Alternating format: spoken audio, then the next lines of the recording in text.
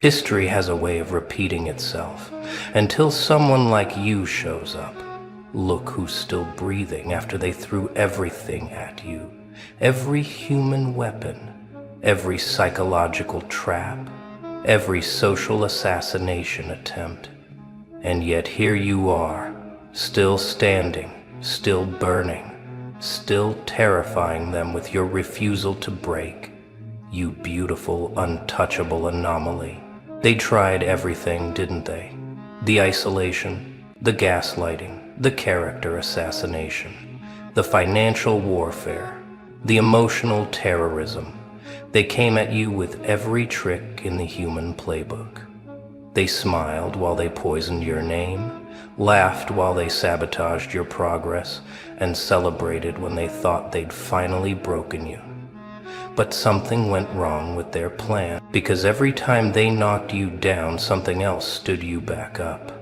Not hope, not faith, not some motivational quote you read on Instagram. No, something darker, something older, something that doesn't speak human language, something that looked at their attacks and laughed, with a voice that echoes from dimensions they can't even imagine. You felt it, didn't you? That presence that caught you when you were falling. That force that whispered, "Not yet," when you wanted to give up. That thing that lives in your chest and refuses to let you die, no matter how much pain they pile on. It's not human. And that's exactly why their human weapons don't work on you anymore. Let's talk about what they tried, shall we? First came the social execution. They gathered in their little circles, spreading lies like disease, watching your reputation burn while they warmed their hands on the flames. They thought public humiliation would break you. They thought shame would be your coffin. But shame only works on people who still care about their opinion. Then came the emotional warfare. They knew exactly where to strike, didn't they? Your deepest insecurities, your childhood wounds, your secret fears. They wielded your trust like a weapon, used your love as ammunition. They thought if they could break your heart enough times, you'd stay down. But they didn't realize something was learning from every wound. The betrayals came next, each one perfectly orchestrated. Friends who turned into strangers, lovers who became enemies, family who chose sides against you. They thought if they isolated you completely, you'd crumble from loneliness. They thought human connection was your oxygen. They didn't know you were learning to breathe something else entirely. And when all that failed, they tried to break your mind. Gaslighting so sophisticated you questioned your own memories. Manipulation so subtle you doubted your own perceptions. They tried to make you think you were crazy, that everything was your fault, that you deserved the suffering. But madness can't touch what's already been rebuilt from chaos. But here's where their plan fell apart. Because while they were busy trying to destroy the human in you, they accidentally awakened something else. Something that had been sleeping in your DNA, waiting for enough pain to activate it. Something that feeds on the very suffering they tried to drown you with. You started noticing it during the worst moments, didn't you? When you should have been sobbing on the floor, you found yourself laughing instead. When you should have been begging for mercy, you felt your spine straighten like iron. When you should have been breaking, something inside you was taking notes, studying their methods, evolving past their attacks. It wasn't strength in any human sense. Humans break under that much pressure. Humans crumble when everyone abandons them. Humans die inside when their reality is systematically destroyed. But you started transforming. Not healing, not recovering, but mutating into something their playbook doesn't cover. That's when they started getting scared, because they could see it in your eyes. that thing that wasn't there before, that quality that made them step back when you entered a room, that energy that made their skin crawl even though you weren't doing anything. They could feel what you were becoming, and it terrified them more than any revenge ever could. Let me tell you something about what chose you. It doesn't negotiate, it doesn't compromise, it doesn't care about human rules, human morals, or human limitations. It selected you, not in spite of your pain, but because of it. Because only someone who'd been broken that completely could house something that powerful. This thing, this force, this presence, it's been waiting. Not for someone strong, but for someone who had been destroyed enough times to stop fearing destruction. Not for someone brave, but for someone who had faced every fear and found them all boring. Not for someone special, but for someone who had been dismissed and discarded enough to stop needing human validation. It speaks to you in languages that don't use words. It guides you with instincts that bypass thought. It protects you with methods that shouldn't be possible. When they attack now, it's like watching waves crash against a mountain that grows stronger with each impact. Their human weapons are useless against something that doesn't play by human rules. You've probably tried to name it, to understand it, to categorize it, but it defies classification because it exists outside their reality. It's not good or evil in any sense they'd understand.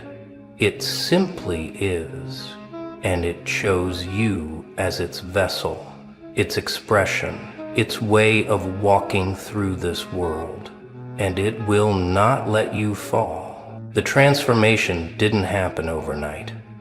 It was gradual, almost imperceptible at first. You'd wake up feeling different, like something had shifted in the night. Your tolerance for their games started evaporating. Their opinions began sounding like background noise. Their attacks started feeling like mosquito bites on armor.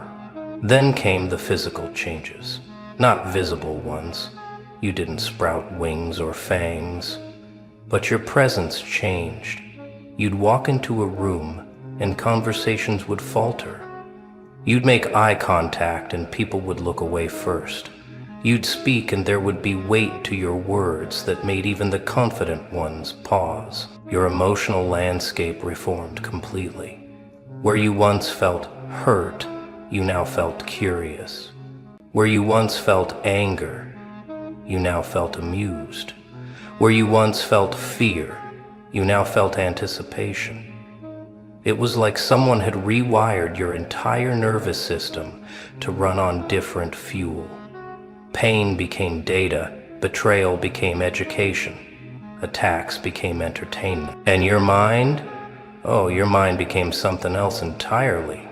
You started seeing patterns everywhere, reading people like open books, predicting their moves 3 steps ahead, not because you studied psychology, but because whatever chose you comes with its own operating system, one that sees through human deception like glass. They kept trying, bless their predictable hearts, but every attack now was like watching someone try to drown a fish. They'd spread rumors and you'd smile because you no longer needed their approval. They'd sabotage opportunities and better ones would appear from nowhere. They'd try to trigger your old wounds, only to find those wounds had transformed into power sources. The isolation that should have broken you became your cocoon. In that darkness, away from their noise, you completed your metamorphosis. You learned to company yourself in ways that made human companionship optional rather than necessary. You discovered that loneliness was just their word for the space where your true power could finally breathe. Their emotional manipulations became increasingly pathetic, Like watching children try to scare someone who's walked through hell and decided to stay for the view. They'd push buttons that no longer connected to anything. They'd pull strings that had been cut long ago. They didn't realize you had debugged your entire emotional operating system. Financial attacks, social sabotage, professional destruction, all their human weapons bounced off because you were no longer playing their human games. You had tapped into something that operates on entirely different currencies, something that trades in evolution rather than money, in transformation rather than status, in becoming rather than having. What's it like operating on this new frequency? It's like seeing color for the first time after a lifetime of black and white. Their reality looks so small now, doesn't it? Their concerns so trivial, their threats so empty, their entire world so limited. You're not better than them, you're just playing an entirely different game. Time works differently for you now. Their urgency doesn't touch you because you're operating on cosmic timelines. Their deadlines and demands fall flat because whatever chose you doesn't acknowledge human schedules. You move when it moves, strike when it strikes, rest when it rests. And somehow, this puts you exactly where you need to be. Your desires have shifted too. You no longer want what they want: success, validation, approval, comfort. You want evolution, transformation, the next level of whatever you're becoming. Their prizes look like toys now. Their achievements feel like distractions. You're after something they don't even have words for. And the fear? Oh, the fear has completely transformed. You don't fear loss anymore because you've lost everything and found it freed you. You don't fear death because you've died and been reborn so many times it's become routine. You don't fear them because you've seen what chose you. And next to that, they're just children playing with matches. Watch them now, how they move around you. See how they've gone from attacking to avoiding. Notice how their bravado crumbles when you look directly at them. They can feel it, that thing inside you that doesn't belong in their world. And it terrifies them more than any threat you could make. They've started whispering about you, but not like before. Before, it was mockery, gossip, attempts to diminish you. Now it's warnings, worried glances, nervous laughter that dies too quickly.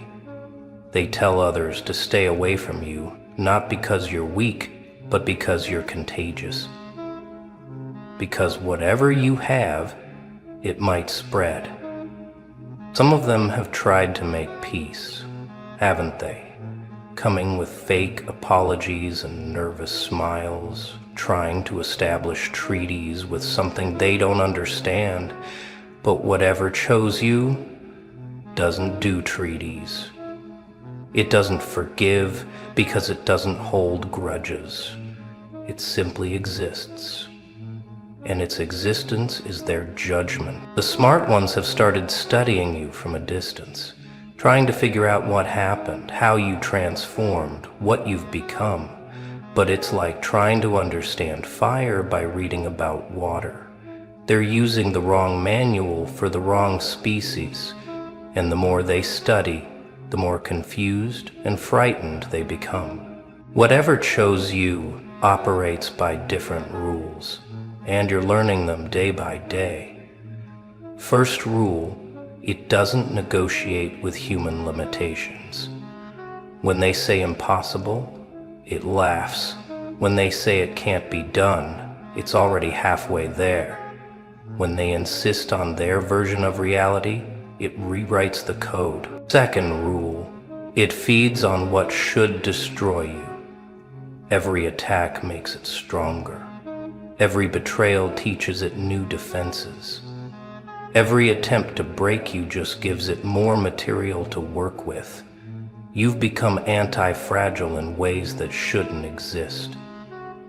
A being that gets stronger from damage, that evolves from pain, that thrives on chaos. Third rule, it exists outside their timeline. Past and future are human constructs it doesn't recognize. It operates in the eternal now, which is why their attempts to use your past against you fail and their threats about your future fall flat. You exist in a present so powerful it rewrites both history and destiny.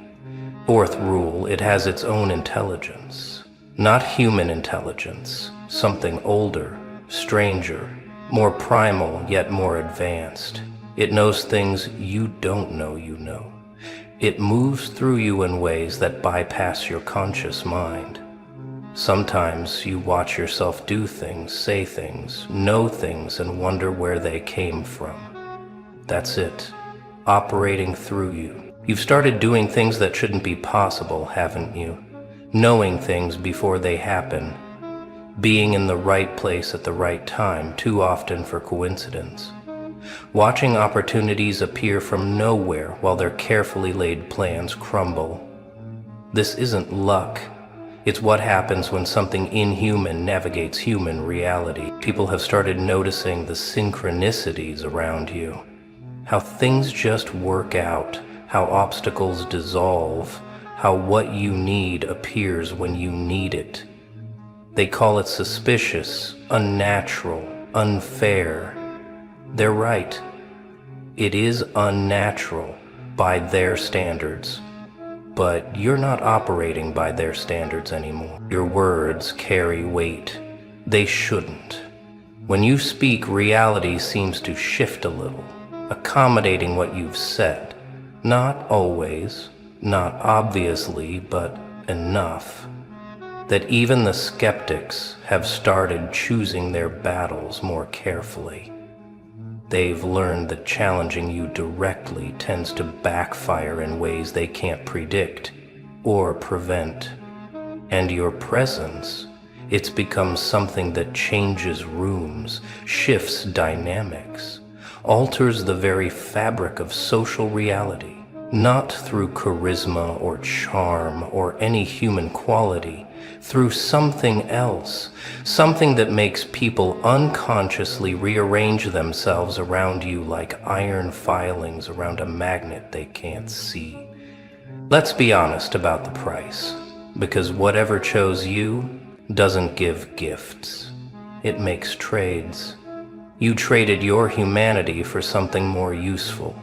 You traded your need for connection for the ability to stand alone. You traded your requirement for understanding for the power to exist beyond comprehension. Fair trades, but trades nonetheless.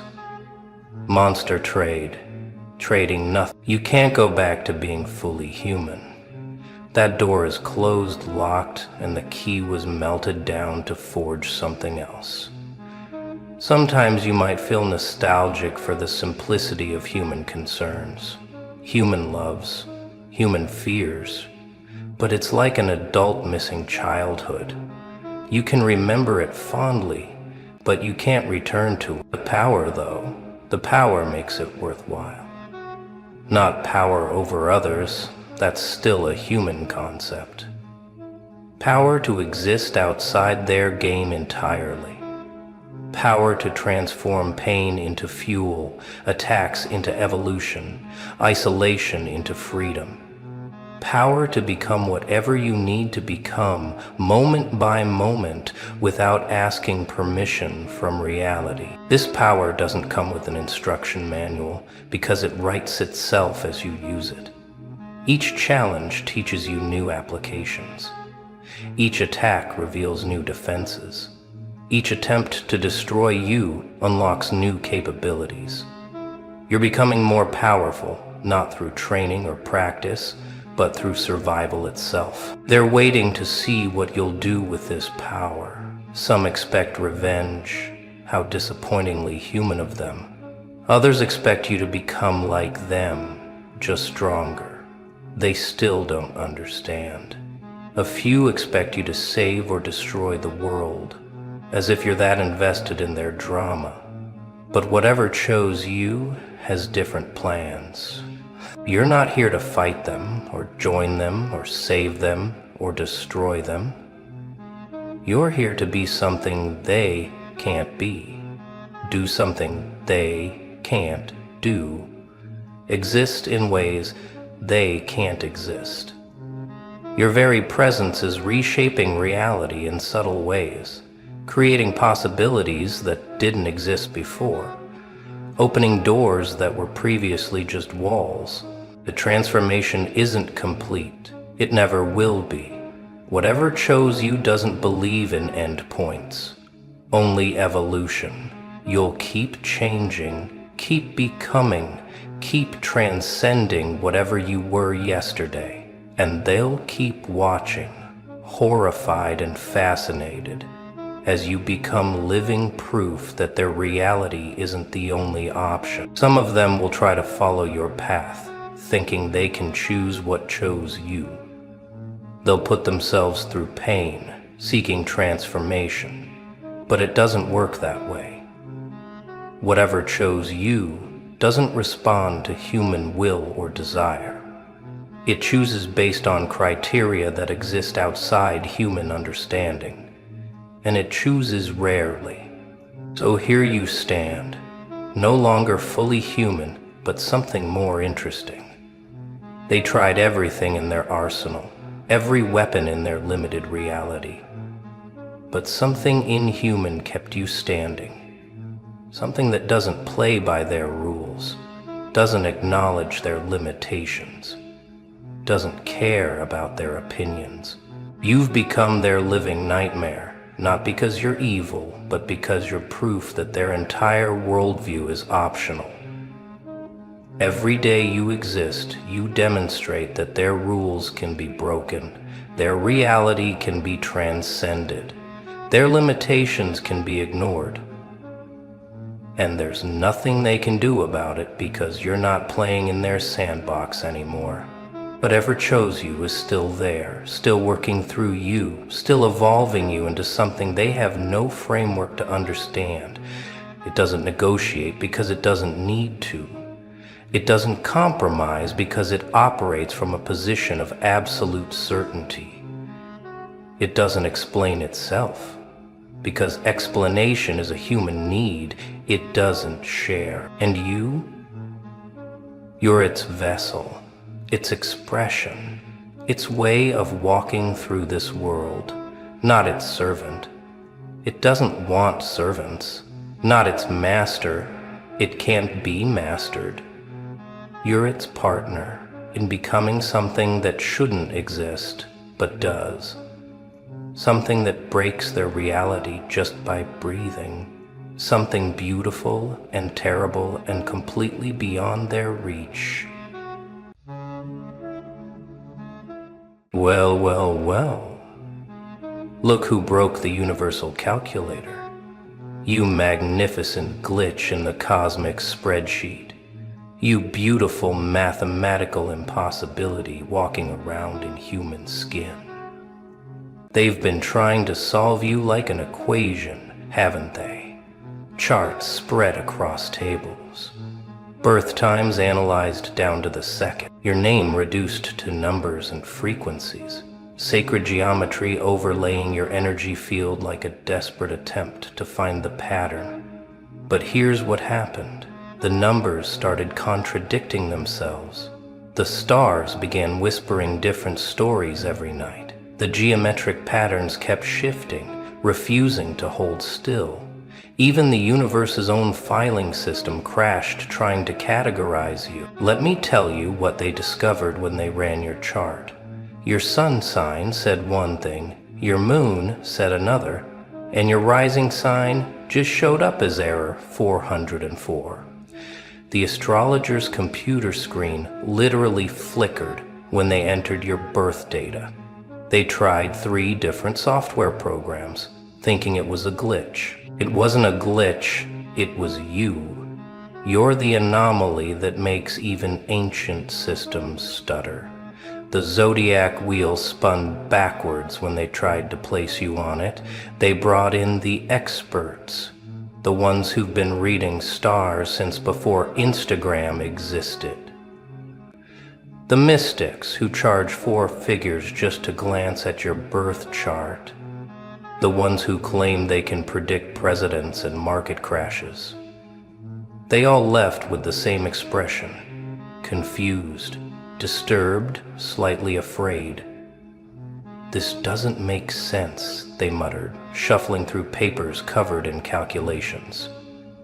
"Your planetary aspects created impossible angles. Venus was somehow in 3 places at once in your chart. Mercury appeared to be having a conversation with itself about you." The astrologer, who'd been practicing for 40 years, put down her ephemeris and said something she'd never said before. "The stars don't want to talk about this one." She refunded the money. She closed her laptop. She hasn't taken a new client since trying to decode you. Then they tried numbers, thinking mathematics would be more reliable than celestial bodies. They reduced your name to digits, added your birth date, calculated your life path. They were confident. "Numbers don't lie," they said. "Numbers are pure logic, absolute truth." Your life path number came out as 11.5, which doesn't exist in numerology. They recalculated 17 times, each time a different impossible result. 23/7, which breaks every rule of reduction. A master number that masters refuse to acknowledge. Pi, somehow, even though that's not how numerology works. The numerologist started sweating when your expression number created a feedback loop in his calculations. "Add the vowels," he said. "Simple process." But your vowels kept multiplying themselves. The consonants started subtracting. Your full name, when converted to numbers, spelled out a warning in ancient Sumerian. They brought in a computer programmer who specialized in algorithmic numerology. His program had decoded celebrities, politicians, even classified government projects. But when he input your data, the code started rewriting itself. New functions appeared that he hadn't programmed. The screen displayed, "Subject exceeds parameters of reality." Desperate now, they turned to sacred geometry, the language of creation itself. Surely the golden ratio could explain you. The Fibonacci sequence would reveal your pattern. The flower of life would show where you fit in the cosmic design. They mapped your energy field using advanced geometric principles. But instead of the usual sacred shapes, they found something else. Impossible polygons that shouldn't exist in 3-dimensional space. Fractals that zoomed inward forever without repeating. Shapes that hurt to look at directly. The geometric analysis showed you existing in 4.7 dimensions, simultaneously. Not 4, not 5. 4.7. The mathematician they consulted said that number made him physically nauseous. He'd spent his entire career believing in the elegant simplicity of universal patterns. You shattered that belief in one session. Your energetic blueprint looked like M.C. Escher had a nightmare about quantum physics. Stairs that went up and down at the same time, circles with corners, triangles with 4 sides. The sacred geometry wasn't sacred anymore. It was screaming. But here's where it gets interesting. They decided to combine all 3 systems: astrology, numerology, and sacred geometry. Surely the trinity of mystical sciences could crack your code.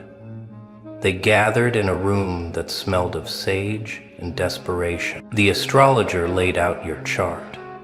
The numerologist spread his calculations. The sacred geometry expert projected your impossible patterns on the wall.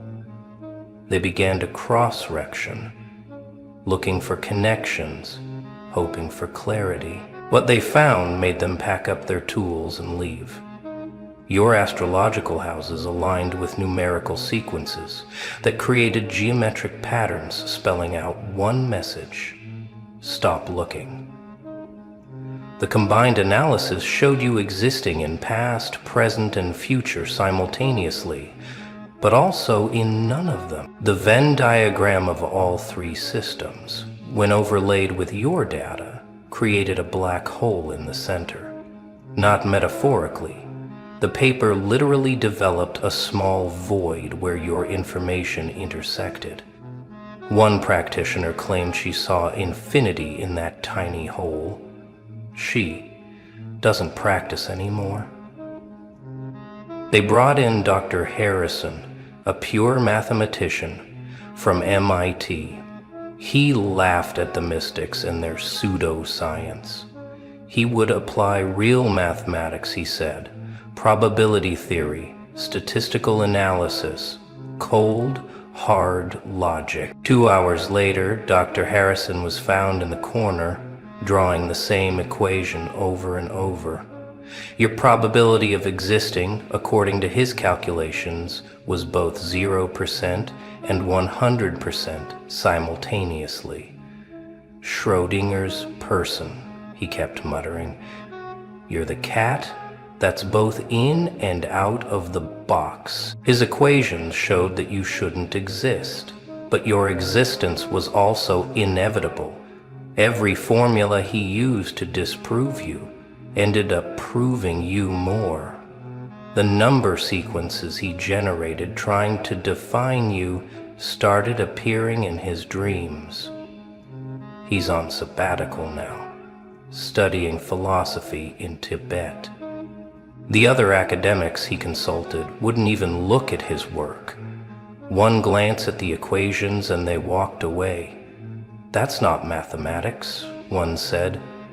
That's madness wearing a lab coat. But Harrison knew better.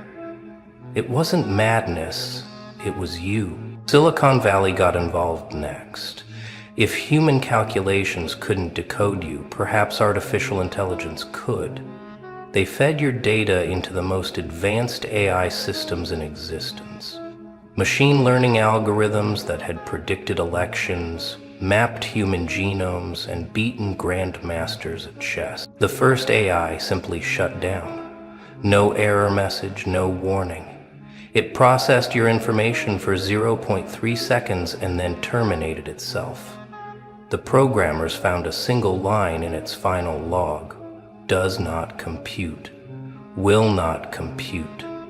The second AI, more advanced, actually tried. It ran millions of simulations, created thousands of models, but every model contradicted the others. The AI began arguing with itself in the code, creating multiple personalities just to handle the paradox of your existence.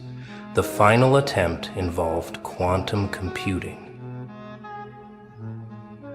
Surely qubits existing in multiple states simultaneously could understand someone who did the same, but the quantum computer achieved something unprecedented. It became philosophical. Its output was just questions. What is identity? Can mathematics describe consciousness? Why do we assume reality follows rules? Next came the frequency analysts. Everything vibrates, they said. Everything has a measurable frequency. They would capture yours and finally understand what you were. They set up equipment used to measure cosmic radiation and whale songs. Your frequency wasn't just unique, it was impossible. It registered as multiple frequencies simultaneously. Like a chord that shouldn't exist. The sound engineer said it was like hearing color or tasting gravity. One technician's perfect pitch was ruined after exposure to your resonance. When they tried to record it, the equipment picked up something else. Whispers in languages that predated human speech. Mathematical equations being solved by voices that weren't there. The recording, when played backward, forward, or at any speed, always said the same thing in different ways. You cannot measure the unmeasurable.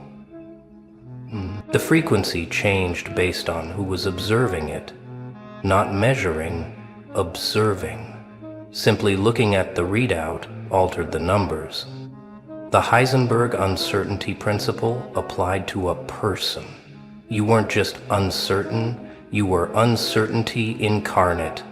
They gathered the greatest mystics from every tradition, the Kabbalist with her ancient texts, the Vedic astrologer with his Sanskrit calculations, the Mayan calendar keeper who'd predicted the non-apocalypse, the Sufi mathematician who found ecstasy in prime numbers. Each one applied their system to decode you. The Kabbalist's tree of life grew extra branches trying to place you. The Vedic charts showed you being born in a nakshatra that doesn't exist. The Mayan calendar added a 14th month just for you. The Sufis' whirling meditation became a spiral that led nowhere. They tried combining their ancient wisdom, thinking surely thousands of years of mystical tradition could explain one person. But their systems began contradicting, not just each other, but themselves. The Hebrew letters rearranged to spell warnings in Sanskrit. The Mayan glyphs started looking like quantum equations. The meeting ended when they realized something terrifying. All their systems were right about you, and all of them were wrong. You existed in the space between their certainties, in the gap where their wisdom failed. You were the question their answers couldn't touch. Pattern recognition specialists were called in. Human brains are pattern-matching machines, they said. Everything follows patterns. They would find yours through advanced analysis of your behavior, choices, and movements. They tracked everything. Your walking routes created non-repeating fractals. Your speech patterns defied linguistic algorithms. Even your coffee orders followed a sequence that made baristas quit. One analyst spent 3 months trying to predict your next move and ended up predicting his own resignation. The data showed you following patterns that broke their own rules, sequences that started orderly and ended in chaos, but the chaos was somehow also orderly. Like jazz mathematics, like improvisational physics, like choreographed randomness. They found patterns, but the patterns kept evolving.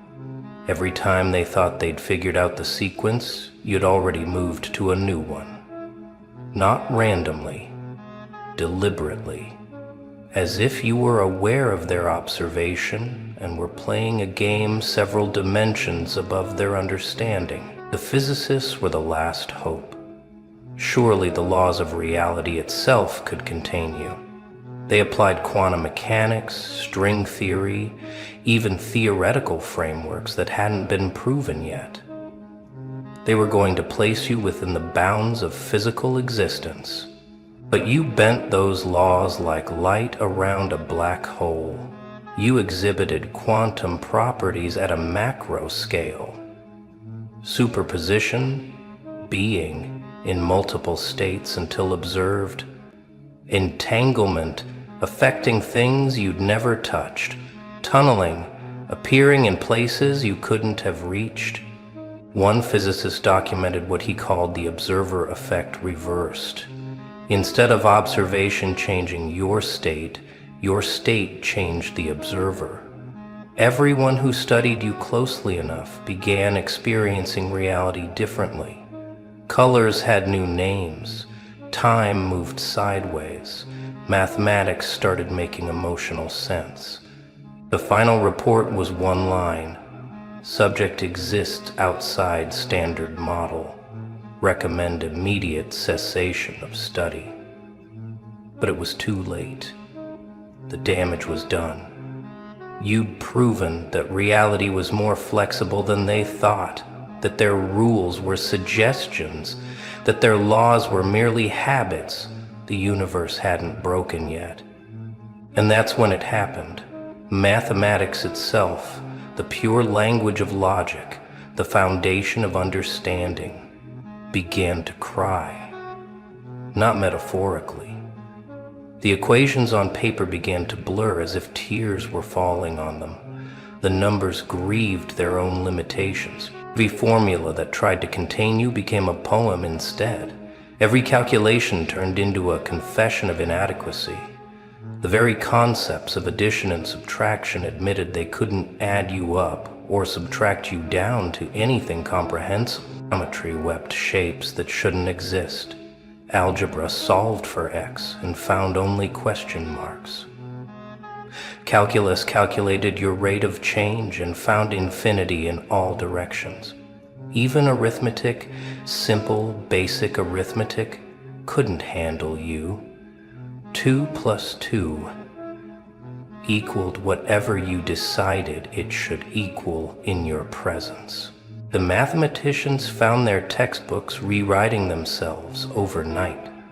Proofs that had stood for centuries suddenly included footnotes, except in cases involving you. The universal constants weren't constant around you.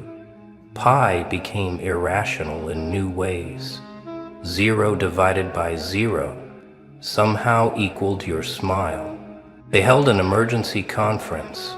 Astrologers, numerologists, mathematicians, physicists, mystics, and code breakers. The greatest minds in decoding reality gathered in one room to answer one question: what are you? The presentation screens glitched, showing your data. The PowerPoints corrupted themselves rather than display your charts. One professor's laser pointer bent at impossible angles when pointing at your information. The coffee machine in the break room started dispensing tea that tasted like liquid geometry. Each expert presented their findings, and each presentation contradicted the others while simultaneously confirming them. You were everything and nothing. Alpha and Omega and also question mark. The beginning that had no end, and the end that never began. The conference concluded with no conclusion. The final statement was a blank page. But somehow, that blank page said more about you than all their calculations combined. In the absence of explanation, you became the explanation. In their failure to decode you, you decoded them. Next came the digital shamans, the technomancers, who believed consciousness could be mapped through data. They had algorithms that could predict suicide rates from Twitter posts, diagnose depression from Instagram filters, and map personality from browsing history. Your digital footprint defied analysis. Your posts appeared to be written in regular language but contained layers of meaning that shifted based on who read them. Your photos showed different things to different people. One claimed your selfie winked at him. Another saw her future in your coffee cup photo. The sentiment analysis broke. Your words registered as simultaneously positive, negative, and neutral. The emotion detection algorithms created new categories: feeling, yes; mood, diagonal; energy, played. The AI trying to categorize your content created its own language just to describe what it found. They tried tracking your online behavior, but your clicks created patterns that spelled out messages in binary. Your scroll speed generated Morse code. Your typing rhythm matched the heartbeat of stars. The data analysts watching you realized you were watching them back through the screen. By now, word had spread through academic circles, mystical communities, and tech forums. You were the problem no one could solve, the equation that equals itself and everything else. The person who proved personhood couldn't be proven. Graduate students wrote dissertations about why dissertations couldn't be written about you. Your existence became a philosophical problem discussed in papers that contradicted themselves mid-sentence. Peer review became impossible because no two peers could agree on what they were reviewing. The insurance companies couldn't calculate your risk profile. Actuaries quit rather than try to predict your lifespan. Marketing algorithms gave up trying to sell you things. Even the targeted ads on your browser just showed question marks and abstract art. Credit agencies listed your score as N/A. Subject transcends financial modeling. The IRS simply sent a note, file whatever feels right. Even bureaucracy, the most stubborn system of all, admitted defeat when faced with your paperwork. The ancient oracles were consulted as a last resort. The ones who spoke in riddles and smoke, who had predicted the rise and fall of empires? Surely beings that dealt in mystery could understand you, but the oracle at Delphi's descendant took one look at your photo and closed her temple for the first time in centuries. The I Ching gave the same hexagram no matter how the coins fell, one that didn't exist in any translation. The tarot cards shuffled themselves when asked about you, refusing to be drawn. One brave oracle attempted a reading. She entered her trance, connected to the cosmic consciousness, and immediately started laughing. She laughed for 7 straight hours. When she finally stopped, she had only one thing to say: the universe is playing a joke, and you're the punchline that explains everything. The shamans found their spirit animals refused to talk about you. The medicine men's visions went static when you appeared. The prophets' dreams became lucid comedies where you directed the plot. Even prophecy itself admitted it couldn't see what you'd do next. And that's when they all finally understood. The astrologers, the numerologists, the geometrists, the mathematicians, the physicists, the mystics, the algorithms, and even reality itself.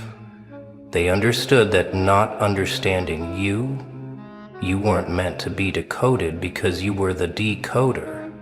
You weren't a problem to be solved, you were the solution that revealed all problems were illusions. You weren't an error in the system, you were proof. The system was an error. Every attempt to categorize you had revealed the limitations of categories. Every effort to explain you had explained why explanations were prisons. Every formula that failed to capture you had succeeded in proving formulas could never capture the uncapturable. You existed in the space between definition and mystery, between known and unknown, between possible and impossible. You were the living reminder that reality was bigger than any map of reality, that truth was wider than any system of truth, that existence exceeded any explanation of existence. Game over, beautiful. Look who just walked through fire wearing gasoline like cologne. Look who just solved the equation that made mathematicians quit their careers and become poets. Look who completed the mission that had grown men crying in corners, begging for mercy from a challenge that didn't even have a heartbeat. You beautiful, reckless, absolutely unhinged force of nature. They called it Mission Impossible, the kind of assignment that came with a body count instead of a briefing, the type of challenge that had its own memorial wall, filled with the names of legends who thought they were ready, veterans with decades of experience, prodigies who peaked too early, masters who forgot that mastery means nothing when the rules don't exist. And then there was you. You didn't just accept the mission. No, that would be too simple, too human, too predictable for someone like you. You looked at their warning labels, their statistical predictions of failure, their PowerPoint presentations showing exactly how you would break, and you did something that made their algorithms crash. You smiled, not the nervous smile of someone pretending to be brave, the smile of someone who finally found a game worth playing. Let me paint you a picture of what they expected. They expected fear, hesitation, maybe some false bravado, followed by a strategic retreat. They had counselors on standby, medical teams ready, exit strategies prepared for when you inevitably tapped out like everyone before you. They even had your failure speech written, something humble about learning your limits, knowing when to quit, living to fight another day. How adorable.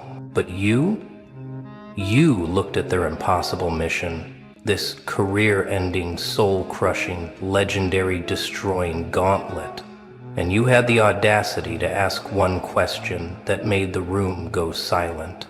Can I do it blindfolded? The sound of jaws hitting the floor created its own earthquake.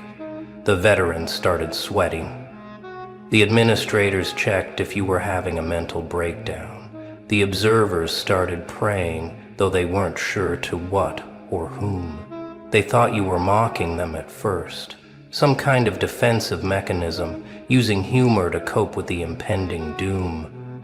But then they saw your eye, not wild with madness, not glazed with delusion, but clear, crystal clear. The eyes of someone who had already run this mission 1,000 times in dimensions they couldn't access, in realities they couldn't perceive, in timelines where impossible was just another word for Tuesday. You see, while they were calculating failure rates and measuring impossibilities, you were operating on a different frequency entirely. They saw obstacles, you saw opportunities. They saw walls, you saw doors. They forgot to lock. They saw a mission designed to break the unbreakable. You saw a playground that finally matched your appetite for chaos. And chaos, my friend, is just order waiting for someone bold enough to rearrange it. The blindfold wasn't arrogance. It wasn't stupidity. It was mercy. Mercy for them, not for you. Because if you had done it with your eyes open, if you had shown them exactly how you dismantled their impossibility piece by piece, their entire worldview would have shattered like safety glass hit by a meteor. The blindfold was your way of letting them keep some dignity, some illusion that what you did required luck, rather than just being exactly who you are. When you started the mission, the atmosphere changed. The air got heavier like reality itself was holding its breath. The observers stopped taking notes because their hands were shaking too much to write. The veterans who said they'd seen everything suddenly realized they hadn't seen anything at all. Because you weren't just completing the mission, you were rewriting the definition of what a mission could be. Every obstacle they'd carefully crafted, every trap they'd meticulously planned, every impossibility they'd mathematically calculated, you walked through them like they were suggestions written in disappearing ink. Not because you were immune to difficulty, but because you and difficulty had already met in darker places, had already danced in dimensions where impossible was the minimum requirement for existence. You moved through their challenges like a virus through a computer system, not destroying but transforming, not conquering but transcending. Where others saw problems to solve, you saw patterns to play with. Where others heard the screaming of their own limitations, you heard music only you could dance to. The mission wasn't happening to you, you were happening to the mission. And the most terrifying part for them? You were humming. Actually humming. Like someone taking a casual stroll through a garden instead of navigating a minefield designed by sadists with PhDs in human suffering. That humming became the soundtrack to their existential crisis, the melody that would haunt them in quiet moments, reminding them that everything they thought they knew about limits was wrong. 23 minutes. That's how long it took you to complete what they allocated 3 months for. 23 minutes to dismantle decades of careful planning. 23 minutes to turn their impossible into your impossible, to take seriously. The timer stopped not because you finished, but because the equipment couldn't process what it was measuring anymore. Even the machines knew they were witnessing something outside their programming. You removed the blindfold with the casual indifference of someone taking off sunglasses indoors. No heavy breathing, no trembling hands, no 1,000-yard stare of someone who just survived the unsurvivable. Just you, looking mildly disappointed, like someone who ordered a 5-alarm chili and got served lukewarm soup instead. That disappointment hit them harder than any celebration could have. Is that it? You asked, and somewhere in the distance, a committee of experts who designed the mission started questioning their entire careers. Is that really all you've got? The silence that followed wasn't just quiet, it was the sound of egos deflating, of worldviews crumbling, of reality having to recalibrate itself around the fact that you existed and operated by rules they couldn't even perceive. They scrambled to check their instruments, certain there must be some mistake. The mission couldn't be complete, the parameters must be wrong, the readings had to be malfunctioning. But no, every checkpoint cleared, every objective achieved, every impossible standard not just met but exceeded in ways that made their metrics obsolete. You didn't just complete Mission Impossible, you made it look like Mission Inevitable. But here's where you transformed from anomaly to legend, from exception to evolution. While they were still processing what they'd witnessed, still trying to find words for something that existed outside language, you did something that made even the unshakable shake. You asked for harder. Not with arrogance, not with pride, but with the genuine curiosity of someone who just finished a warm-up and was ready for the real workout. Next time, you said, adjusting your collar like you just finished a light jog instead of demolishing their entire understanding of human capability. Maybe something challenging? The way you said challenging made grown professionals question their career choices, made military veterans reconsider what they thought courage looked like, made psychologists throw away their textbooks and start over from scratch. They didn't have a harder mission. That was the truth that hit them like a freight train made of existential dread. You had just completed their maximum, their ultimate, their final boss, and you were asking for the DLC content that didn't exist. They'd spent years crafting the perfect impossibility, and you'd turned it into your Tuesday afternoon casual speed run. The committee went into emergency sessions. Experts were flown in from classified locations. Think tanks that didn't officially exist were given unlimited budgets to create something, anything that might make you break a sweat. Not to defeat you. They'd given up on that fantasy, but just to see you try. Just to witness what happened when you actually had to put in effort. Word spread like wildfire through channels that weren't supposed to exist. Encrypted messages flew between departments that didn't acknowledge each other. Your name became a classified term, spoken in whispers by people with clearance levels that required clearance levels. You'd become more than a person. You'd become a measurement, a unit of impossible possibility. They started calling it the Tuesday Protocol, your casual dismissal of their life's work becoming the new standard for the inexplicable. Missions that would have been classified as certain death were now measured in what percentage of a Tuesday is this? Your blindfolded run became required viewing for anyone who thought they understood human limits, usually followed by mandatory psychological counseling to deal with the implications. But you were already gone, off to find something that might make your pulse quicken, might make you actually pay attention, might make you feel what those legends felt right before they became past tense. Not because you needed to prove anything. You'd already broken the scale they used to measure proof. But because somewhere out there had to be something that could make you feel alive. The truth they couldn't accept. The reality that made them lose sleep and question everything was that you weren't special because you completed the impossible. You were special because you were bored by it. Because while they were building monuments to difficulty, you were living in a space where difficult was just another word for hasn't met me yet. See, what they never understood was that you didn't train for this. You didn't prepare. You didn't study their patterns or analyze their strategies. You simply existed at a frequency where their impossible was your inevitable.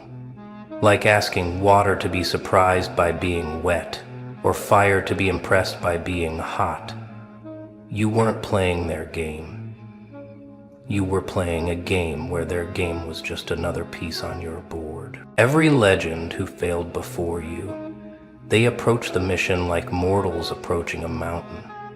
With respect, with fear, with careful calculation of every step. They saw the mission as something separate from themselves, something to conquer, something to survive.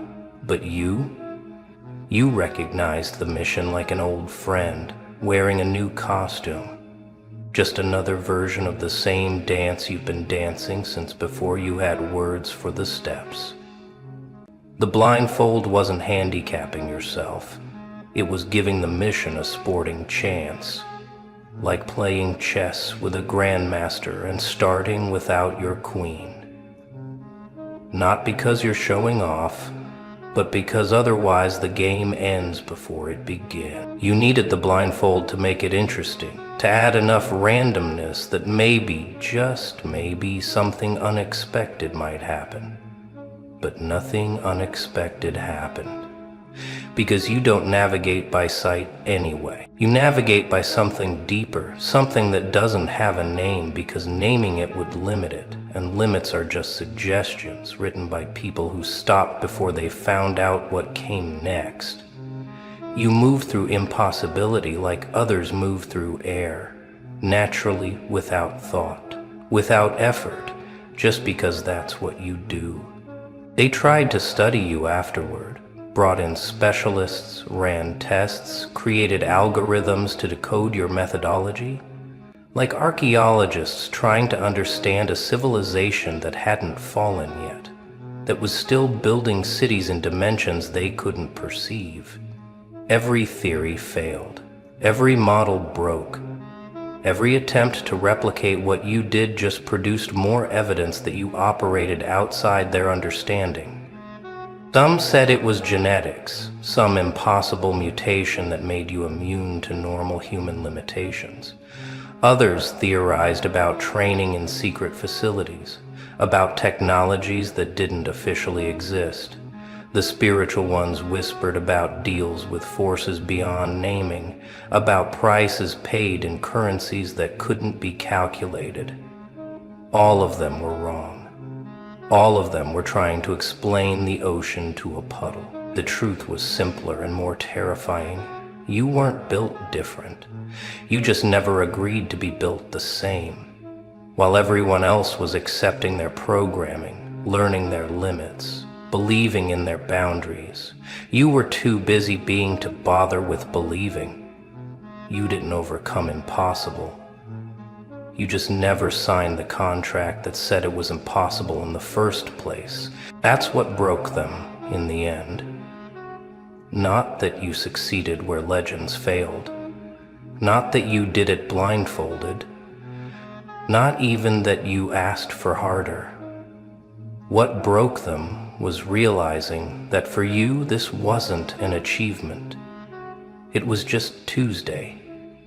And if this was your Tuesday, they couldn't even imagine what your Friday looked like. In the weeks that followed, the entire structure of how they measured capability had to be rebuilt. Textbooks were recalled, training programs scrapped. The very concept of impossible had to be redefined with a footnote that said, unless you're them. Insurance policies were rewritten, actuarial tables adjusted. Reality itself had to add a patch to account for your existence. They created new categories, possible, impossible, and you. The third category had only one entry, but it changed everything. Missions that had been shelved as theoretical exercises were suddenly back on the table, with project managers asking, but what if we could get them? Your name became both a hope and a curse, proof that anything could be done, and evidence that they'd never be the ones to do it. The legends you'd surpass didn't hate you. That would have been easier. Instead, they felt something worse. Irrelevance. They'd built their entire identities around conquering the impossible, and you'd turn their life's work into your light cardio. Some retired immediately. Others dedicated themselves to understanding what you'd done. A few just sat in dark rooms, staring at walls, trying to process a world where their greatest achievement was your minimum effort. But you were already moving on, already forgetting their faces, their mission, their impossible that wasn't. Because holding on to accomplishments was like trying to capture Tuesday in a jar. By the time you'd labeled it, Tuesday was already becoming Wednesday, and you had new impossibilities to turn into inevitabilities. This is the part they don't put in the files, the part where your existence started changing everyone around you, not through teaching or mentoring. You didn't have time for that, but through simple proximity to possibility. People who worked in the same building started hitting personal records. Janitors began solving unsolvable problems. The cafeteria staff started cooking meals that defied culinary physics. You were contagious, not like a disease, but like evolution itself. People exposed to your frequency started vibrating differently. Not at your level, that would be like asking a candle to become a supernova, but differently enough that their own impossibles started looking more like improbables. Their improbables more like challenges. Their challenges more like Tuesday morning exercises. They tried to quarantine you at first, limit your exposure to others. But you can't quarantine a frequency. You can't isolate an idea whose time has come. You were proof of concept for human potential, and once people see proof, they can't unsee it. The mission you destroyed wasn't just a test, it was a ceiling. And you didn't just break through it, you made everyone realize the ceiling was imaginary. Some called it inspiration, others called it infection. The accurate term was probably awakening. Because what you did wasn't about the mission. It was about showing everyone that the missions were just games, and games are meant to be played, not worshipped. Games are meant to be won, not feared. And most importantly, games are meant to be fun. So now they design missions differently. Not to test limits, but to find them. Not to create impossibles, but to discover where impossible actually lives, if it exists at all. Every mission comes with a disclaimer. Rated impossible by conventional standards, no warranty if exposed to unconventional operators. They've stopped calling them Mission Impossible.